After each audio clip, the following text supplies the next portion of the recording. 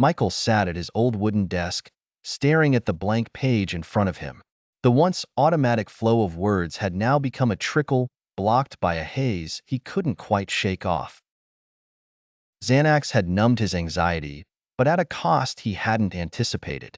The medication that once provided a lifeline had turned into a chain. It's time, he thought. Time to quit.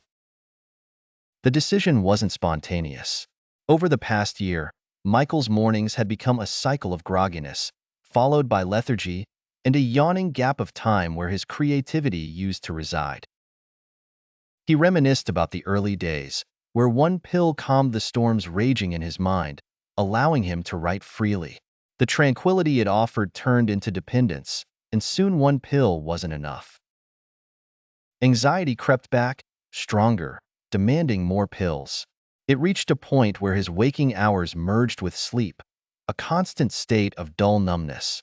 He knew he couldn't continue this way and still call himself a writer. Michael began his plan to taper off the medication. He cut down his dosage, slowly, week by week. The withdrawal was brutal.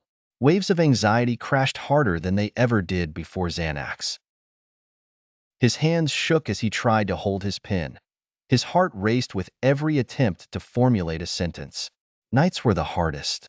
Insomnia plagued him, robbing him of rest, and his dreams were wild, chaotic nightmares. But amidst the turmoil, there were moments of clarity. Fleeting but profound, they reminded Michael of his earlier writing days before Xanax. They gave him hope. He began journaling his experiences, the struggle and the small victories. Despite the hardships, these entries became a testament to his resilience. He filled pages with raw, unfiltered emotion, finding solace in the act of writing itself. The process was slow. Weeks turned into months, but gradually, Michael's dependency waned. The fog in his mind lifted. The creativity, once suffocated, flowed back into his consciousness. It wasn't exactly as it had been, but it was there, waiting to be nurtured. Michael found a balance. Meditation, exercise, and a strong support network replaced the void Xanax once filled. He embraced his anxiety, no longer seeing it as an enemy but as a part of his intricate mental landscape. One evening, he sat at his desk, a fresh page in front of him. With a deep breath, he began to write.